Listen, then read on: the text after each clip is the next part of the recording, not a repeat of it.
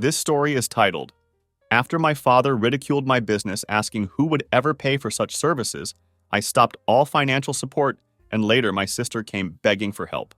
Hey Reddit, I grew up in a tiny Midwestern town with a population of just 7,500 people.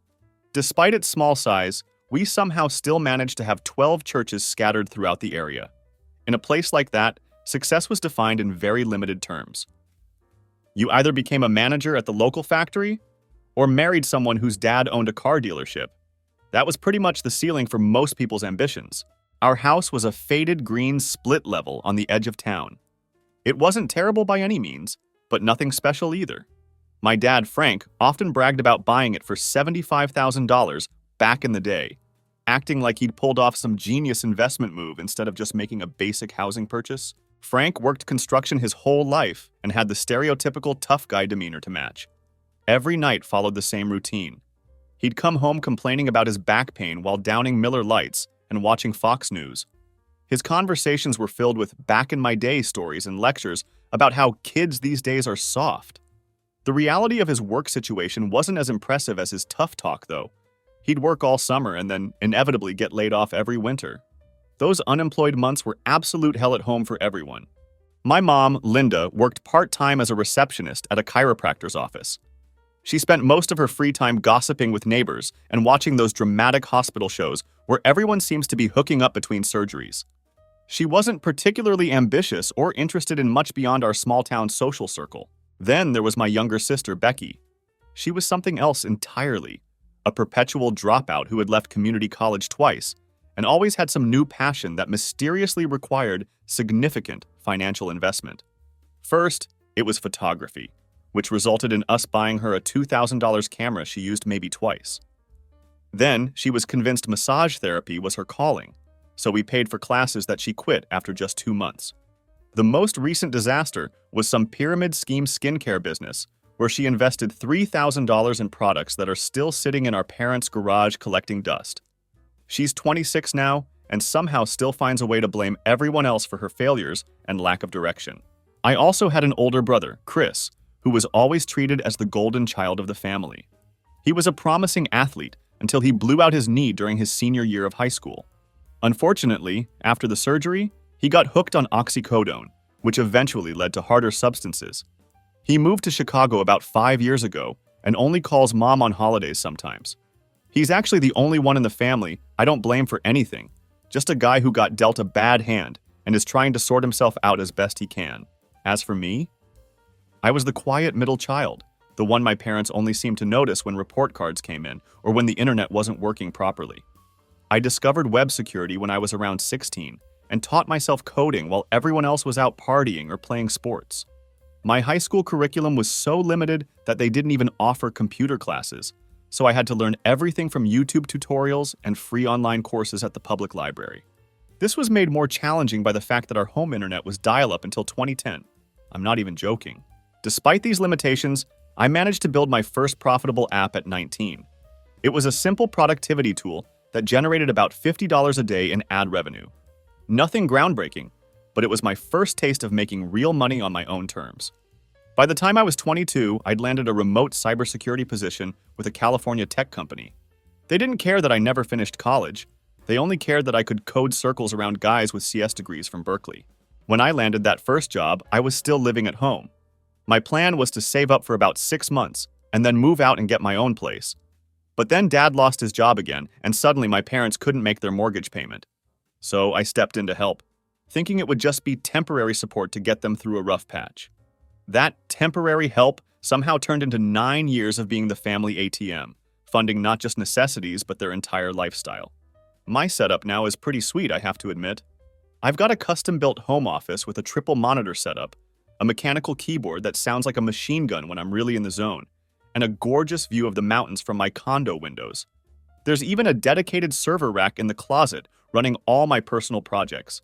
I'm not some flashy Instagram tech bro posting about hustle culture. I just grind, build, and stack cash without making a big deal about it. Every morning I hit the gym at 5 a.m., grab a protein shake afterwards, and I'm straight to coding by 7 o'clock. That's my real life, the one they never understood or respected. Meanwhile, I'd check my phone only to find 3 missed calls from Mom and a text from Becky asking when I'd be sending this month's help. My stomach would knot up instantly, knowing I was needed only for my wallet, never for me as a person. Dad always called what I do playing with computers. He insisted I just got lucky and that it wasn't real work like breaking your back in construction. All this while I was making serious money with bonuses and remote flexibility, funding their entire lifestyle. Every time I visited, he'd make some snide comment about how I should get some sun or meet a real girl instead of those computer ones. Whatever the hell that's supposed to mean. Then in the same breath, he'd casually mention how the roof needed replacing or how they were thinking about a vacation to Florida. For 9 years, I just took it.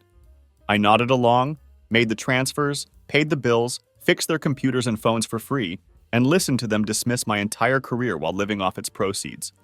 I'd tell myself they were family, that I was helping them, that I was being a good son. What a fucking joke it all was. It was a Tuesday when everything changed. I still remember it perfectly. I'd been up since 4 a.m. finishing a major update for a client. Our team had been working on this deployment for months. We finally pushed it to production around 9 a.m., and the release went incredibly smooth. No major bugs, no rollbacks needed. My boss even sent me a personal killer work message, which felt great. I was riding that post-project high, feeling accomplished, and decided to take the rest of the day off. On a whim, I thought I'd surprise my parents with lunch. I hadn't been there in about a month since I'd been slammed with work, and my mom's birthday was coming up too. I figured I could get a sense of what she might want as a gift. I stopped by this Italian place they like and picked up some pasta and garlic bread. I parked a couple houses down out of habit from when I was a teenager trying to sneak in late. As I walked up the driveway balancing the food containers, I heard laughter coming from the partially open window of the living room. My dad's voice carried clearly through the air. "The dumb shit thinks he's so important with his programming job," he was saying. "Sitting on his ass all day pressing buttons while real men work." I froze on the spot, my hand halfway to the door. "At least his button pushing pays our bills," my mom replied. But she was laughing too. That laugh cut deeper than any insult could. It wasn't the laugh of someone defending me. It was the laugh of someone who agreed completely. "Did you see the way he talked about his promotion last month?" Becky's voice chimed in. "Like we'd actually care about his nerd shit. Just tell us how much more money you'll be sending, Code Monkey." More laughter followed. "Well, he didn't get my looks or charm, so I guess he had to be good at something," Dad said, his voice smug and dismissive. I edged closer to the window and peered in.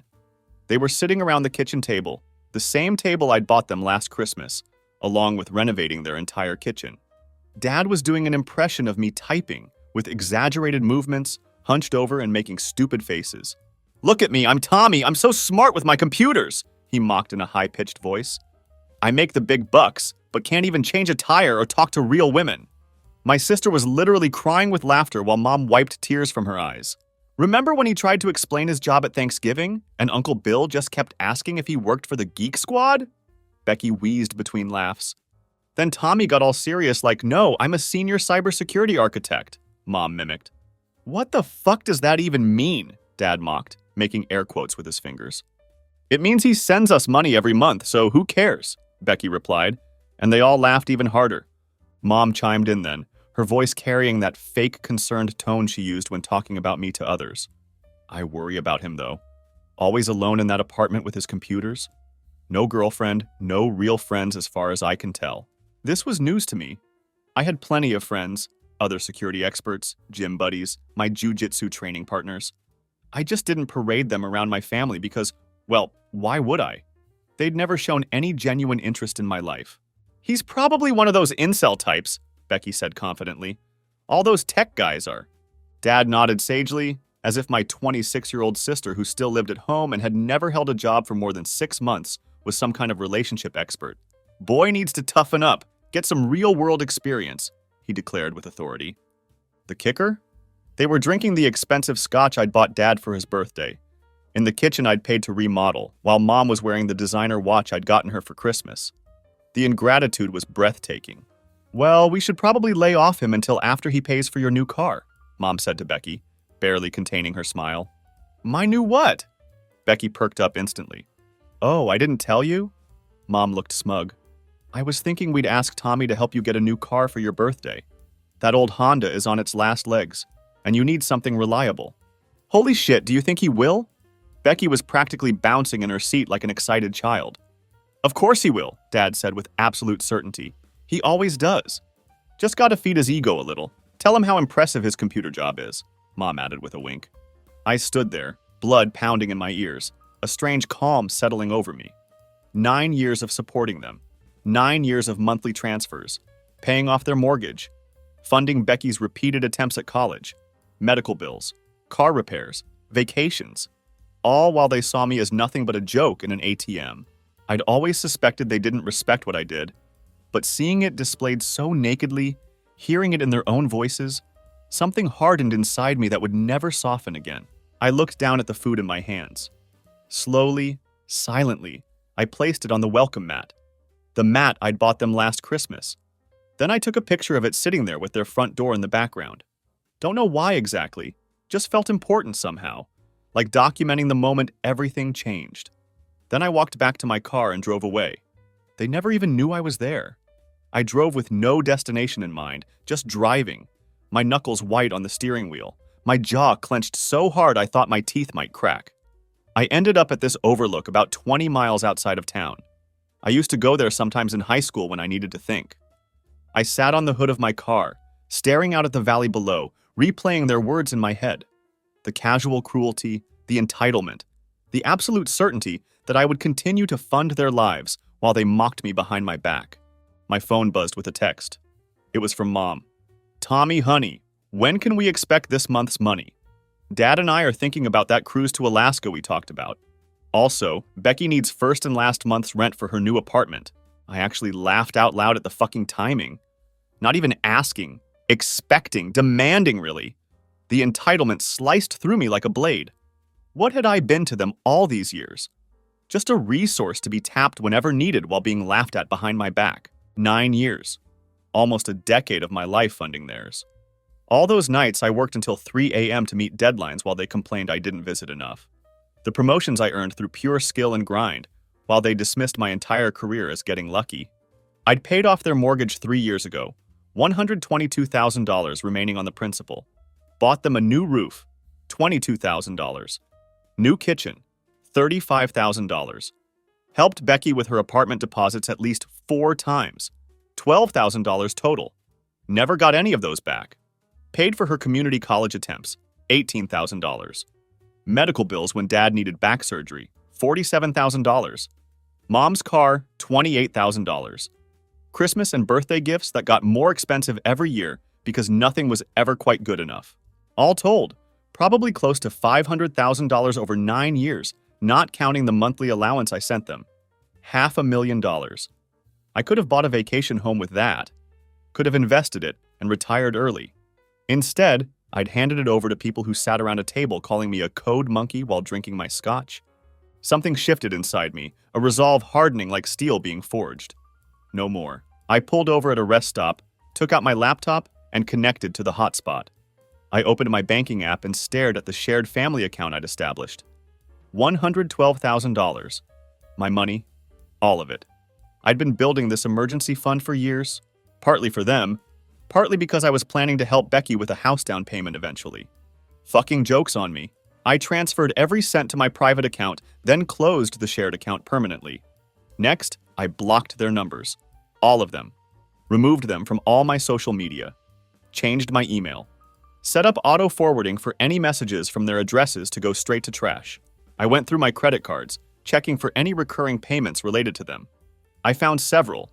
Dad's fishing magazine subscription, Mom's streaming services, Becky's Spotify Premium, their cell phone bill. I canceled every single one. I checked insurance policies. My name was on their homeowner insurance as a co-signer to get them a better rate. I called the company and had myself removed. Same with their car insurance. It was a complete digital and financial amputation. I stayed there in that rest stop parking lot for 3 hours, methodically cutting every tie, every connection, every way they could reach me or my money. It felt surgical, precise, like excising a tumor. Then I drove to my condo, walked in, poured myself 2 fingers of bourbon, and for the first time in years felt something close to peace. The storm would come, I knew that, but in this moment of clarity, I finally understood what had been missing. I didn't need their approval. I never had. They needed my money, not the other way around. I spent the rest of the day setting up new security for my building. No more surprise visits. I called the building manager, explained I was having issues with family members showing up unannounced, and asked that they not be allowed up without my explicit approval. He understood immediately, said it happened more often than I'd think. I was done being the family piggy bank. That night, I slept better than I had in years, like some weight had been lifted off my chest.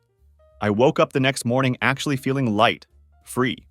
I went to work like normal, crushed my tasks, didn't check my phone for messages I knew would be piling up. Just focused on my code, my projects, my life. For the first time in nearly a decade, I wasn't carrying 3 extra people on my back. The storm hit exactly as expected. For 3 straight days, they made constant attempts to reach me, calls from blocked numbers, emails from new addresses, even a message through my company's website contact form. Tommy, honey, is something wrong with your phone? We've been trying to reach you for days. Tommy, what's going on? Becky needs her rent money by Friday. Son, call your mother, she's worried sick. The credit card was declined when I tried to buy groceries, call me ASAP. Tommy, this isn't funny anymore. We're really worried about you. I ignored every single one. On day 4, they escalated their tactics. Mom called my boss, how she got his number I'll never know, and claimed there was a family emergency and they needed to reach me immediately. Thankfully, my boss is cool. He just forwarded me her message and asked if everything was okay. I told him the truth. Family drama, nothing serious, handling it my way. He just said got it and never mentioned it again. Then they started calling my friends, the few they knew about anyway. Old high school buddies I barely talk to anymore, a cousin I was close with, my gym partner. Again, no idea how they got his number. All with the same story. Medical emergency, can't reach me, desperately worried. One by one, these people texted me asking what was going on. One by one, I explained briefly without drama. Family issues, nothing serious, taking some space. On the 4th day, the buzzer to my condo rang. I checked the security camera to see my dad standing there, his face already red with anger. Sir, there's a man claiming to be your father here. He seems agitated. Should I allow him up? The concierge called. My heart hammered against my ribs, but I refused to hide. Send him up, I said. The minutes waiting felt like hours. I paced my living room, adrenaline spiking. For a moment, I felt like that kid again. The one who got yelled at for spending too much time on the computer instead of helping with yard work. The one who was never quite good enough, never quite man enough for Frank Winters. But I wasn't that kid anymore. I was a 31-year-old man who paid his own way, who had built something from nothing, who didn't need anyone's approval or support. Then came the knock 3 hard, angry raps. I opened the door, standing at my full 6'2" inches height, shoulders back, arms crossed over my chest. Gone was the apologetic son always trying to please. In his place stood a man who'd finally had enough. What the hell is going on? Dad pushed past me into the apartment, just like he always did, assuming he had the right. I closed the door, my voice calm and cold. Hello to you too. Your mother is worried sick, your accounts are closed, you're not answering calls. What's this about? I heard you. Tuesday, at the house, I heard every word. His face went through a rapid series of expressions. Confusion, then recognition, then dismissal. What? You mean us joking around? Christ, son, don't be so sensitive. We were just having a laugh. At my expense while living on my dime. That's what families do. They tease each other. It doesn't mean anything. Then I guess the money I send doesn't mean anything either. His face darkened. Now wait a minute. 9 years, Dad. 9 fucking years I've been supporting this family. Paying your mortgage, funding Becky's 3rd attempt at college, buying Mom new appliances. And all while you mock me, my career, and everything I've built. We're grateful for the help, but you're not grateful. You're entitled. You expect it as if it's your right to live off my work while treating me like some joke. His face was turning purple now. We're your family! That's what family does! They help each other! I laughed. I couldn't help it. Help goes both ways, Dad. When's the last time you helped me with anything? When's the last time any of you even asked about my work without your eyes glazing over, waiting for me to shut up so you could ask for money? He opened his mouth, closed it again. No answer. I heard you planning to ask me to buy Becky a new car. After everything I've already given her. After paying for 2 degrees she never finished. After 4 apartment deposits she lost. She's going through a tough time. She's been going through a tough time since she was 19. She's 26, Dad. When does she start taking responsibility for her own life? That's not fair. Not everyone can be a fancy computer genius. I just stared at him. The dismissal of my hard work, my years of learning, my constant hustle, all reduced to fancy computer genius, as if I'd been born knowing how to code, as if I hadn't spent thousands of hours teaching myself, building projects, failing, learning, trying again. The bank is closed, I said simply. Permanently. You can't just cut us off. We have bills, expenses, Dad protested, his voice rising. So does everyone. Get a job. Mom, too. Becky definitely. Your sister has a job. Part-time at a coffee shop doesn't count when you're 26. Time to grow up. All of you. His face contorted with rage, the vein in his forehead throbbing visibly. You ungrateful little shit! After everything we've done for you! Name one thing. I stepped closer, towering over him. One thing you've done for me in the last decade that didn't involve asking for money. He stammered, clearly caught off guard. I taught you how to be a man! I actually laughed in his face. Is that what you think you did? You taught me that real men break their backs for minimum wage instead of using their brains. That real men drink beer and complain instead of solving problems.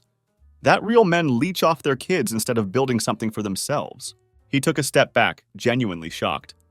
I don't think anyone had ever spoken to him like this before. His face flushed with anger and embarrassment. Get out of my house, I said firmly. This isn't over, he hissed, backing toward the door. Family is everything, Tommy. You'll regret this. No, self-respect is everything. I just wish I'd learned that sooner. The door slammed hard enough to rattle the walls. I stood motionless in the sudden quiet, waiting for the guilt to come crashing down. It didn't. Instead, a strange lightness filled my chest, like putting down a heavy weight I'd carried for years without realizing how much it had been crushing me. I sat down on my couch, the confrontation replaying in my mind. For the first time in my adult life, I'd stood up to my father. I had looked him in the eye as an equal, no, as someone who had surpassed him in every way that mattered, and I hadn't backed down. My phone buzzed with texts from Mom. Your father just came home. He's furious. What did you say to him? How could you treat him this way after everything he's done for you? Delete. Block the new number. Another buzz. This is Becky. WTF Tommy? Dad says you're cutting us off. Is this some kind of joke? Delete. Block. I turned off my phone, poured another bourbon, and put on some music. Tomorrow would bring more drama, more attempts to manipulate me, more guilt trips and anger. But tonight, I was free. A month passed, then 2, then 6. I threw myself into work, picked up Muay Thai training 3 nights a week, something I'd always wanted to try, but never had time for because I was too busy dealing with family drama. I started dating again and met a cool programmer named Julia who worked for a competitor company. We clicked immediately. Same dark humor, same work ethic, same boundaries with toxic family members. I bought a motorcycle I'd always wanted, but had put off because the money always seemed to disappear into the family account. Nothing crazy, just a used Triumph Bonneville that I could work on in my spare time. I started taking weekend rides up to the mountains, discovering tiny towns and roads I never knew existed. My life was mine again. My money was mine again. My time was mine again. The attempts to contact me continued but grew less frequent. Mom tried different tactics: guilt, concern, anger. Becky was more direct, just demanding money for various emergencies. Broken car, medical bills, rent. Dad didn't reach out at all. Too proud, I guessed. I didn't respond to any of it.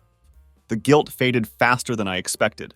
Each time I thought about breaking my silence, I remembered sitting on their driveway, hearing them laugh at me while drinking my scotch. I remembered 9 years of disrespect and entitlement. I remembered the look on my father's face when I finally stood up to him. Not hurt, not sad, but angry that his cash cow had finally stopped giving milk. The holidays were the hardest. Thanksgiving came and went, then Christmas. I spent both with friends, but there were moments alone when the family-shaped hole made itself known.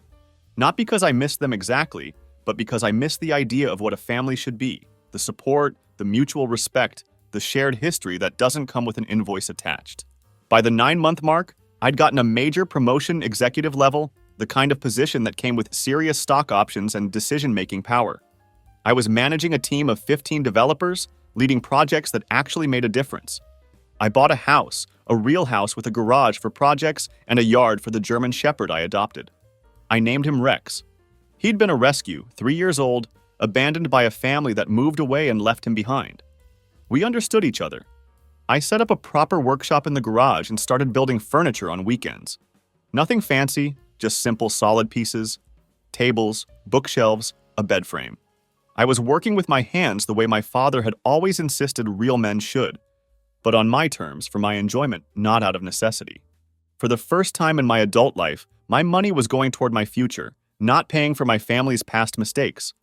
I also started quietly donating to causes I cared about, coding boot camps for underprivileged kids, animal shelters, veterans programs. Nothing that would get my name in the paper, just direct support for people who actually needed and appreciated it. Sometimes I'd look around at my life. The house I owned outright, the career I'd built from nothing, the dog sleeping at my feet, the girlfriend who respected my work and boundaries, and feel a sense of peace I'd never known before. I hadn't spoken to my family in almost a year, and I was thriving. It was almost exactly 1 year after I cut them off when I got the email. It came to my work address, which I rarely checked personally since my assistant handled it. The subject line read, "Financial information regarding Frank Winters." Frank Winters, my dad. The email was from a law firm representing a construction equipment rental company. They were seeking information about my father's assets in relation to an outstanding judgment against him. Curious despite myself, I called the number in the signature. "This is Tommy Winters returning your call about Frank Winters." "Ah, Mr. Winters, thank you for getting back to us. As I mentioned in my email, we represent Highland Equipment Rentals in relation to an unpaid debt owed by Frank Winters. Our records show that you have made substantial payments to Mr. Winters over the past several years, and we're trying to establish his current financial situation." "I haven't made any payments to my father in approximately 1 year," I said, keeping my voice neutral.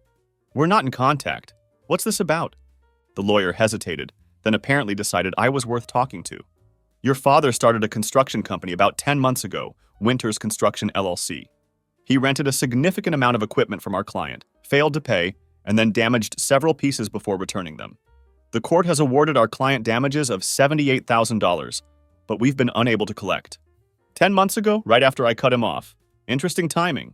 I have no knowledge of my father's business ventures," I said truthfully. "And as I mentioned, we haven't been in contact for about a year." "I see. Our investigation of your father's finances showed regular large transfers from your accounts to his over a period of several years. We were hoping those might still be occurring, as Mr. Winters appears to have no significant assets of his own. Those transfers stopped permanently a year ago. I have no financial connection to my father anymore." "Understood. Thank you for your time, Mr. Winters." After hanging up, I sat back in my chair, an unexpected laugh escaping me. The irony was too perfect. Dad had always criticized my career choice, my work ethic, my easy money. And now he'd tried to prove himself by starting a business, and crashed and burned spectacularly. My curiosity piqued. I did something I hadn't done in a year. I Googled my family. Nothing came up about Mom or Becky, but Dad's name pulled up several results. A business license filing, a local newspaper article about new businesses in the area, and then something more recent, a court docket. I clicked on it and found case after case. Small claims, civil suits, mechanics liens, all against Winters Construction LLC and Frank Winters personally. Apparently, Dad had taken out loans, rented equipment, hired workers, and taken deposits for jobs, then failed to complete the work, damaged equipment, and left a trail of angry customers and creditors in his wake, all in less than a year. 2 weeks later, I received another email, this one from my mother. She had sent it to every address she could find for me, including my work email and even my gaming accounts. "Tommy, I know you're still angry with us, and maybe we deserve it, but things have gotten very bad here. Your father's business failed, and we're going to lose the house. The bank is foreclosing next month. Becky moved back home because she couldn't afford her rent. We have nowhere else to turn. Please, if you ever loved us at all, we need your help just this once." At the bottom was a GoFundMe link. I clicked it out of curiosity. Help the Winters family save their home.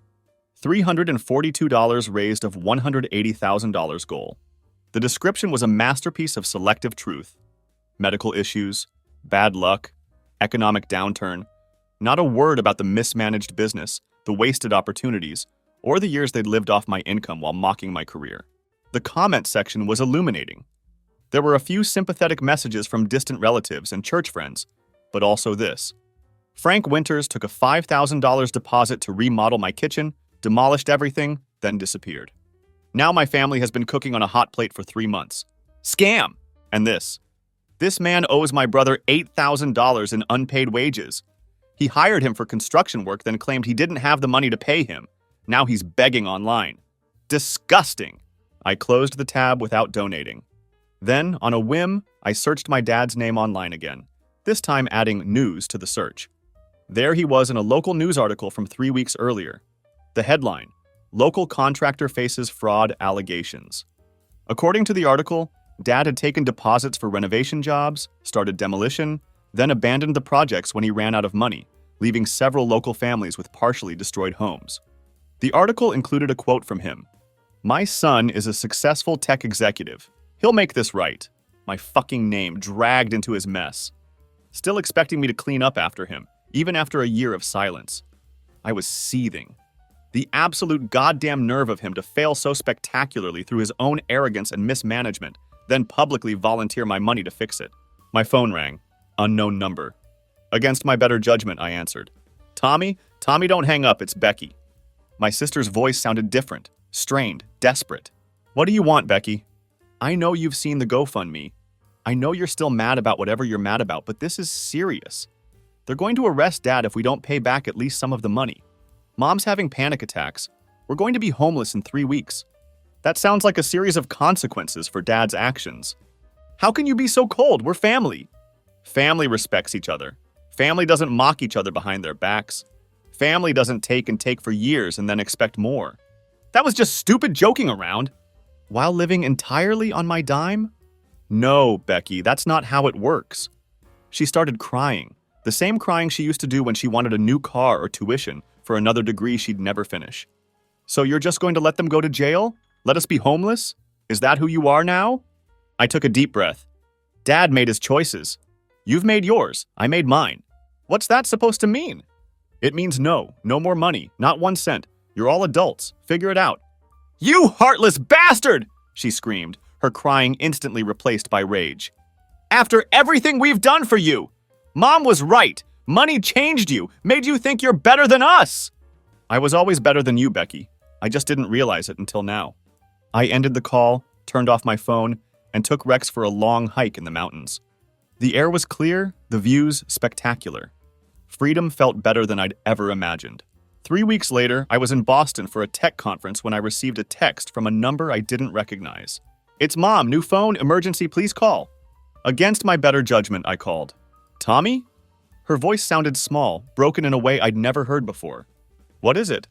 "Your father. He's in jail. Fraud charges. They're saying 3 to 5 years. I said nothing. "We lost the house yesterday. The bank took everything. Becky and I are staying at a motel, but we only have enough for 3 more nights." Still silence from me. "Tommy, please, I know we hurt you. I know we took you for granted, but we have nowhere else to turn. What about all your friends? The neighbors you've known for decades? Dad's buddies from work? They've all turned against us because of the fraud stuff. The Hendersons lost their life savings because of your father's business. The Miller's kitchen is still torn apart. No one will help us." Jesus Christ, it was even worse than I thought. "That's not my problem, Mom." "How can you say that? We're your family." "Family doesn't treat each other the way you treated me." "It was just teasing. We didn't mean anything by it." "Yes, you did. You meant every word. You never respected me, my work, or what I built. You just wanted the money it provided." She started sobbing. "I'm sorry, we're sorry. I didn't understand. I was wrong. Your father was wrong. Please, Tommy, we have nothing. No one." The sobbing continued on the other end of the line. I sat there in my hotel room, looking out at the Boston skyline, feeling nothing, not satisfaction at their downfall, not guilt for their situation, just nothing. "Tommy, please, we have nowhere else to turn," my mother repeated between sobs. I took a deep breath. "I'll make you a deal. I'll pay for 3 months in a basic apartment. Not a nice one, basic. I'll pay Becky's tuition for 1-degree program if she maintains a 3.5 GPA and works part-time. If she drops out again, it's over. I won't pay any of Dad's legal fees or restitution." He made his bed. "As for you, Mom, you'll need to get a job. Any job. But I haven't worked in years. McDonald's is always hiring." The silence stretched between us. "Those are my terms. Take them or leave them." Your father always said you were the cold-hearted one, she whispered. I never believed him until now. I laughed, genuinely amused. Still trying the guilt trips, huh? Offer rescinded. Good luck, Mom. I ended the call and blocked the number. My phone buzzed with an email from Becky. I know Mom just blew it with you. She told me what she said. Please don't punish me for her mistake. I'll take your deal. Any conditions? I'll work, I'll study, I'll keep a 4.0. Just please don't leave us with nothing. I'm begging you, Tommy. I was wrong about you. So wrong. Attached was a photo of Becky and Mom sitting on a motel bed, surrounded by garbage bags filled with what looked like clothes and personal items, the remaining possessions of a family that had once lived comfortably on my dime. I stared at the image for a long time, not with satisfaction or pleasure, just nothing. They were strangers to me now. The people who had raised me, who I'd supported for years, reduced to desperate strangers begging for help. I drafted a simple response. I'll have a lawyer contact you tomorrow with terms. One mistake, one slip, and it's over for good. I had my attorney draft a contract, an actual legal contract with specific conditions. A small 2-bedroom apartment paid directly to the landlord. Tuition paid directly to the school. A modest monthly stipend for groceries and essentials, administered through a prepaid card that I could monitor and cut off instantly if needed. Becky would provide proof of employment and school attendance monthly. Mom would show proof of job applications, then employment. Everything documented, everything conditional, nothing in their control. Dad wasn't included. He could serve his time and figure out his own life after. When they signed the papers, my lawyer reported that my mother cried. Not from gratitude, he thought, but from humiliation. Having to sign a contract to receive help from her son. Having to prove she deserved it. Good. Maybe that feeling, that burn of humiliation, that loss of entitled expectation, would finally teach her what I'd been feeling for 9 years. 6 months later, Becky was actually doing well in school. Computer science, ironically enough. Turns out she had some aptitude for it when she actually applied herself. Mom was working reception at a dental office, the same job she'd had years ago, but had quit because working was too stressful. I never visited them, never called. All communication went through my lawyer or via email, clinical, detached, businesslike.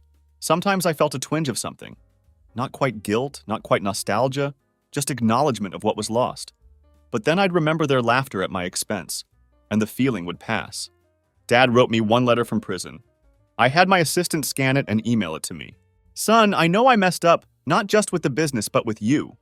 I was jealous. You made it look so easy making all that money while I struggled my whole life. I should have been proud, but instead I was bitter. I hope someday you can forgive me, but I understand if you don't. I read it once, then deleted it. Maybe someday I'd be ready to engage with that, but not now. Not yet. My life continued to improve. Julia and I got engaged. The company went public, making my stock options worth millions. Rex got a brother, another German Shepherd rescue named Max. The family that had drained me for years was now living by my rules, surviving on my terms, learning the hardest lesson of all. That respect isn't optional, it's fundamental. That you don't mock someone while taking their money. That actions have consequences. I don't know if we'll ever have a real relationship again. Some bridges stay burned. But I do know this. I'll never again let anyone use me as an ATM. Never again fund my own disrespect. Never again put my life on hold to clean up someone else's mess. That man is gone. In his place stands someone stronger, someone who finally understands that real family, whether blood or chosen, lifts you up instead of dragging you down. And that's a lesson worth every painful moment it took to learn.